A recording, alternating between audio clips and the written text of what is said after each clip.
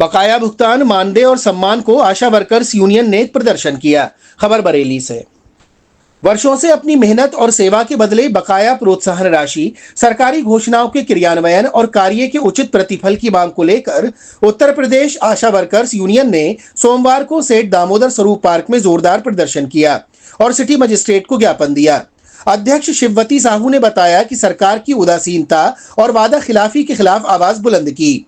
ज्ञापन में स्पष्ट किया गया है कि जुलाई 2019 से दिसंबर 2021 तक की 750 रुपए मासिक राज्य प्रोत्साहन राशि, कोविड-19 के दौरान केंद्र सरकार द्वारा घोषित 1000 रुपए प्रतिमाह की प्रोत्साहन राशि और आयुष्मान कार्ड, आभा आईडी, टीवी स्क्रीनिंग, दस्तक, खसरा, रुबेला, कुष्ठ रोग सर्वे सहित दर्जनों राष्ट्रीय अभियानों में दिए गए योगदान की प्रोत्साहन राशि अब तक बकाया है। यूनियन ने आरोप लगाया कि इन सभी कार्यों को सफलता से पूरा करने के बावजूद भुगतान न होना सरासर अन्याय है। वर्ष 2021 में विधानसभा में मुख्यमंत्री द्वारा की गई घोषणाओं जैसे आशा कर्मियों को 6,750 और संगिनी को 11,500 प्रतिमाह का भुगतान अब तक केवल कागजों पर सिमटा हुआ है। यूनियन का दावा है कि प्रदेश की 0.0% आशा कर्मियों को भी ये राशि कभी नहीं मिली। यही नहीं, कार्य के दौरान जान गंवाने वाली आशाओं के आश्रितों को बीमा राशि देने का निर्णय भी धरातल पर नहीं उतरा। ज्ञापन में आभा आईडी के संदर्भ में गंभीर प्रश्न उठाए गए। जनवरी 2023 से लगातार डेटा संकलन के बावजूद प्रति आईडी तय भुगतान का कोई स्पष्ट दिशा निर्देश नहीं है। इसी तरह राज्य सरकार द्वारा प्रदत्त 1500 रुपए की राशि अन्य भुगतान में 300 रुपए से लेकर आधे तक की अवैध कटौती की शिकायत की गई, जिस पर रोक लगाने की मांग पहले भी की गई थी, लेकिन कोई कदम नहीं उठाया गया।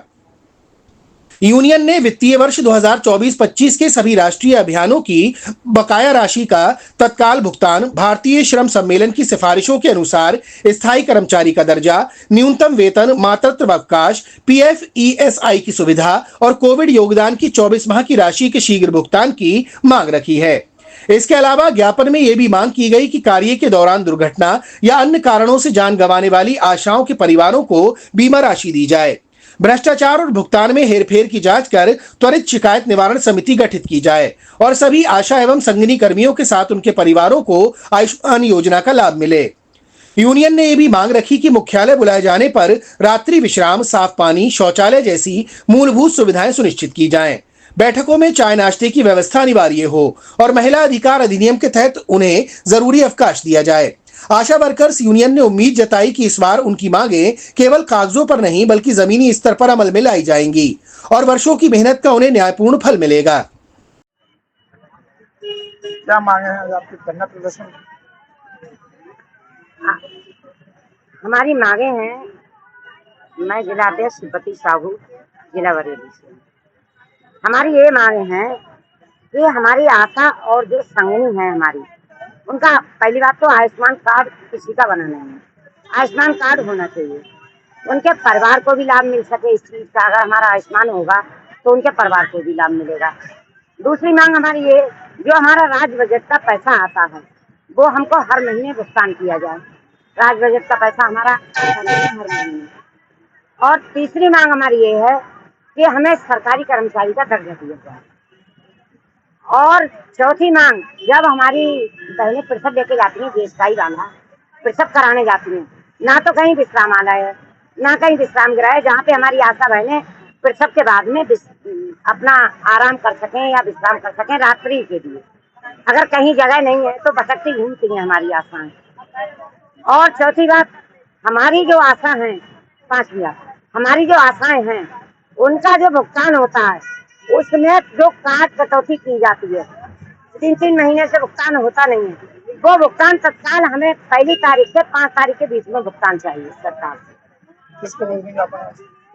ये भुगतान जो आता है हमारे सीएम साहब के खाते से आता है, वहाँ से एमओआईसी के पास जाता है, एमओआईसी से बीसीपीएम बना के भेजती है, तब आता है हमारे खाते में। किसको ज्ञापन भेजेंगे आज हम ज्ञापन देंगे डीएम साहब के लिए।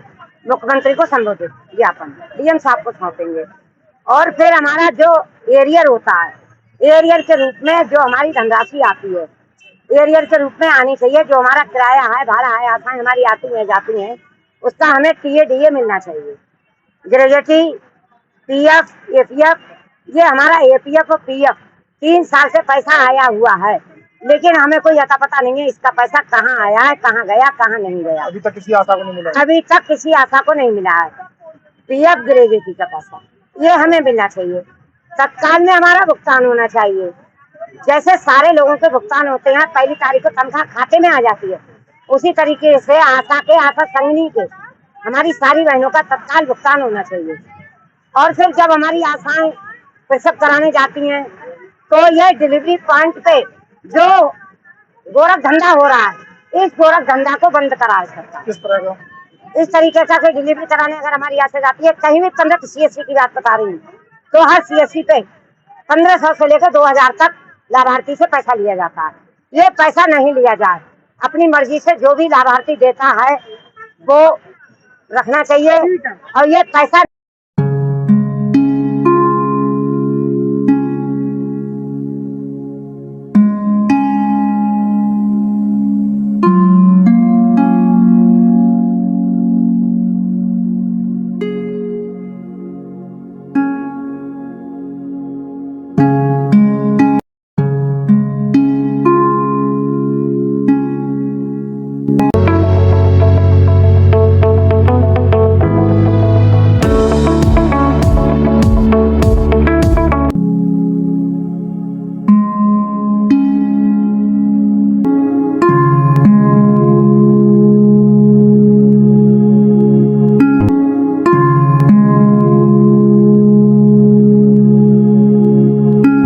प्रीमियम आइडियल, जहां मिलता है आपको जरूरत का सभी सामान, गोपी चौक, बदायूं।